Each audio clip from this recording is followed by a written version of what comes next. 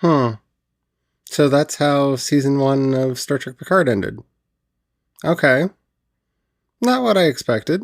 Well, it's actually kind of exactly what I expected.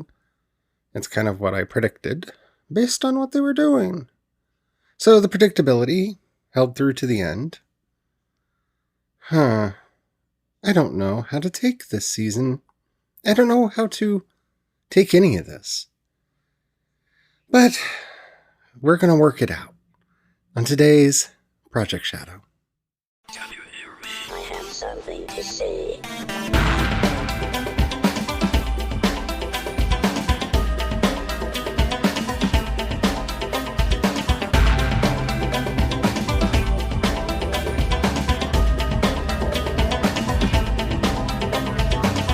Project Shadow starts now. Hello, everyone. How are you doing today? My name's Charlie. You might know me better as sci-fi fantasy writer C.E. Dorset. And yeah, we're going to talk about that finale of Star Trek Picard today. Because it happened. And stuff happened in it. Oh, yeah. But before we get into all that, we are going to be continuing our world building seminar tomorrow. So if you tuned in today and you're going, wait, you're not talking about world building. Oh, trust me. I'm going to be talking a little bit about world building today, especially when we get into spoilers, because, oh my goodness. Oh my goodness gracious. They made some decisions. If you haven't already, please do take a moment to rate this podcast in whatever app you're listening to me on. And if the app doesn't allow you to rate the podcast, then maybe share it to people that you think might like it. That helps out more than you know. So it took me forever to get started on this episode because, well, I didn't know what to say. And I still don't. I kind of got to the point where I realized if I don't hit record, I'm just not going to do it. Because I don't know that there's much that you can say before going into spoilers. As usual with a show like this, it's not that I didn't like it. I did. I liked it a lot, kinda. Of all of the new Star Trek since the J.J. Abrams era of Star Trek began, it is definitely probably the best Star Trek. 7 of 9 got a very interesting storyline, and there's a thing that happens at the end of this episode that, better turn into something in season 2, and I'm kind of curious and excited to see how that works. Yeah, it was fine. I'm really getting tired of saying that when it comes to Star Trek, because I want Star Trek to go back to what it was when I was younger. And I don't mean that like literally. I just mean I want it to be awesome. I want it to be exciting. Now, there is a space battle in this episode, as you could probably guess. And it's pretty. Like, they've spent money on this season. It looked really good. I liked it. It was pretty. The story, I mean, it does all fit together, and it does all work in a way that you can see how all the parts fit together. If you've been paying attention, the very end is quite predictable. And yeah, that's not necessarily a bad thing, but there wasn't really a wow moment. There were a couple WTF moments, and a really dodgy conclusion to the season. But all in all, it was fine. It was fine. It was just fine. They tried to have their cake and eat it too, and it's not. The result wasn't terrible. They got to a good. It's a good story. It's an interesting story. The characters are fun. I'm really curious to see where it goes. The final shot of this season better be somewhere close to the condition in which we meet our characters next season. Because, oh my, you took all season to get all the characters in one place. And then you finally did. And it's over. Yeah. I I think both Brian and I, when we got to the end, we just had a collective sigh. So that's how it ended. Okay. I will say that the very end, I did shed one single solitary tear because the writing was kind of moving, the acting was superb. And then I realized none of this matters. Or it does matter. I don't know. And I didn't care anymore. And that is the problem that this series had. It made a very bold decision that it backtracked on so fast that it negates the decision itself. Kinda. Yeah. So, I mean, it was fine. If you haven't seen Star Trek Picard and you're afraid to watch it, I don't think there's anything that would necessarily make you, like, really rage. There's some annoying things I think that they need to work better on how they treat Raffi in the future. 7 of 9 needs a lot more screen time because Jerry Ryan just stole the show. Every time she was on screen, she was the most interesting thing there. And way too often, I found myself going, what's 7 up to? And that's not really a good thing when you know, especially for a series that's literally Star Trek Picard. So we're supposed to care most about the storyline that Picard's going through. And when you're looking at a secondary, tertiary character and wanting them to be primary, I don't know. It's fine. It's fine. It is a touching conclusion to the mess that they left behind with Star Trek Nemesis. And it is. They kind of dug themselves into a hole with Nemesis because Nemesis was a mistake. And this is as close as you can probably get to a redemption for some of the stupid things that they did in Star Trek Nemesis. And hopefully, now that we've gotten that out of the way, we can go on and actually have interesting stories. Because that's really what this season felt like. It was just, okay, here's all the things that went wrong in Nemesis and with the J.J. Abrams movies. How can we both apologize for and right those wrongs? And while everything's not perfect at the end, while everything's not, fixed, I don't want to keep dwelling on it. Yeah, JJ messed up Star Trek's universe. And Nemesis messed up Star Trek's universe. Can we just move forward now, please? Yeah, I really think that that's all I can say without going into spoilers. I mean, it was fine. I enjoyed it. I'm probably going to do a rewatch of it in the not too distant future, maybe on one of my days off, where I can just have it on in the background, and instead of watching it week by week, I can binge watch it, because that, I think, might make it better. Because while, yeah, it's nice to have that week to speculate on what's going to happen and all of that, this show doesn't... It's so predictable that it's a letdown when what you expected to happen happens. And I think it would have actually benefited from just binging it, because you just go from episode to episode to episode and you don't have time to go, oh man, I think they're going to do this. Well, you don't have as much time, because there's a couple moments that as soon as Chekhov's gun gets put on the table, you go, oh man, one of these two things is going to happen, and then both do, and you go, oh, okay.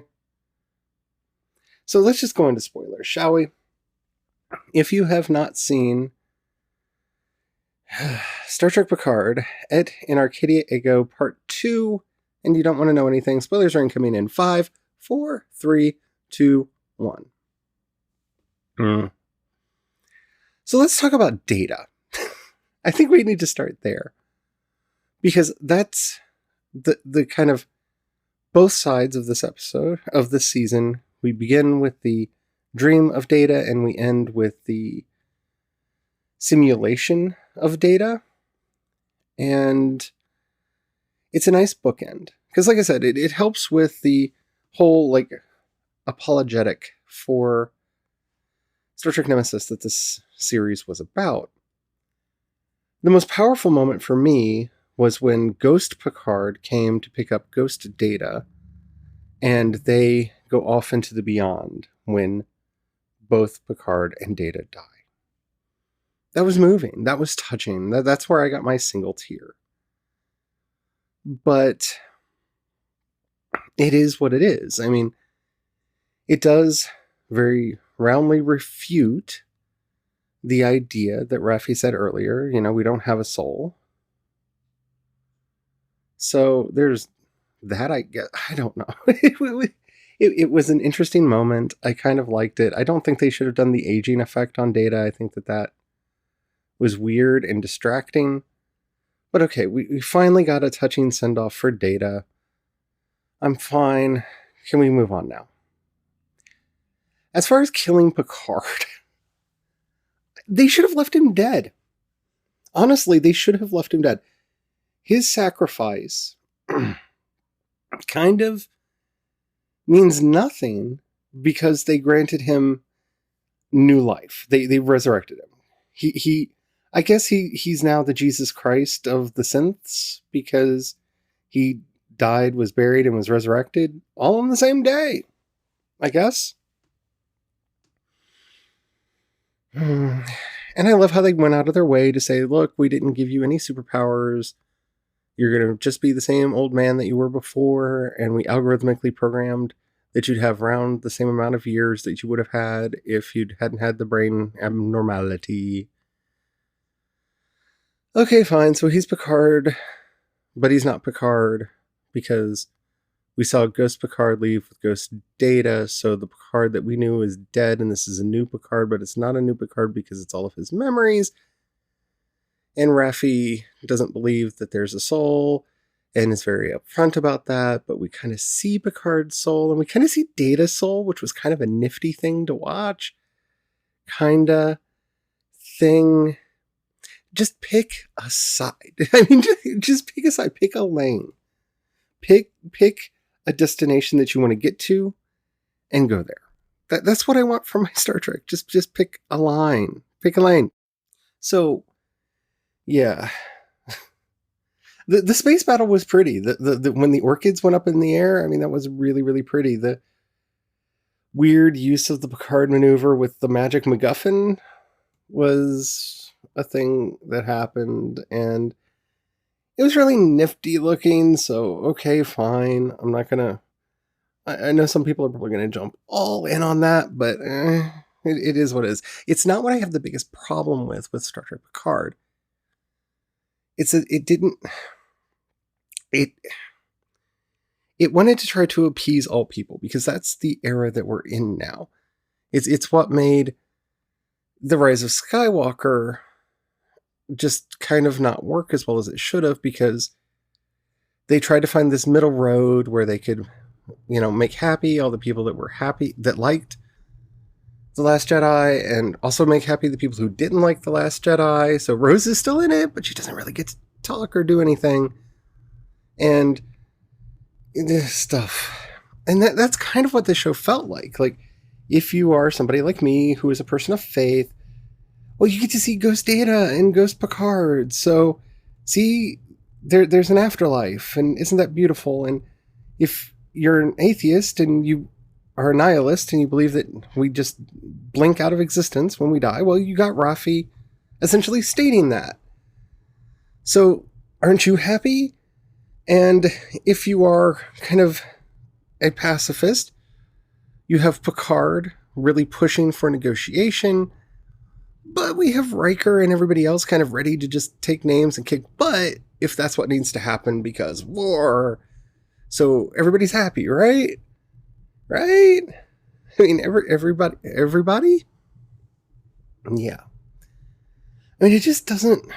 I mean, that's the biggest problem that this show has, is you can see the right-wing comments that are put in and the left-wing comments that are put in, but never far left and never far right. We're just trying to wibble-wobble around the center so that If you're in the center, you're fine. But if you're on the right, you hear some things that are kind of the way you want to hear them. And if you're on the left, you hear some things that are kind of the way that you want to hear them, because we're not going to take any positions at all about anything. Except apparently that Synthulu is bad.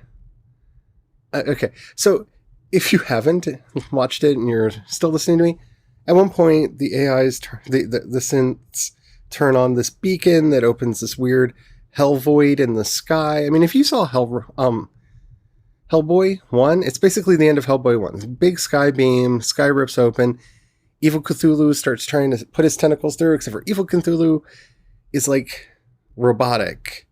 So Synthulu tries to come into the world and then can sense that the beacon's been turned off and pulls back before the weird hell rift closes, and that way it doesn't get hurt. And that's fine now. I mean, that's just fine, right?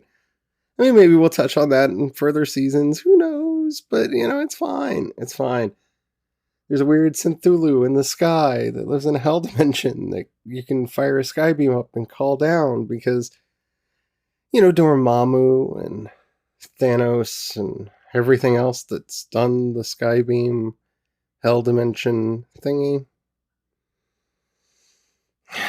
See, they said they were doing a beacon, so I expected a beacon. I didn't expect a weird sky beam that would open a hell dimension in orbit. But we got a weird sky beam that opened a portal to a hell dimension where Synthulu tried to come through but didn't get to, but now knows that we know, so wouldn't they be trying to come back? Or I don't know. We'll see. We will see, because I don't think they know. Because that would have meant they made a decision about something. Data's dead. Oh no, Data's not dead. He's been preserved in this weird state where they didn't give him a body, even though apparently they have the technology to do that. Well, that's kind of mean and heartless. Just have him live in this weird quantum simulation when you could have just put that same consciousness in a body. I mean, that's cruel. Why'd you do that? That's not nice. But we get it both ways. Data's dead, and Data's not dead, and then Data's dead. So, whatever you wanted, I guess, it's there.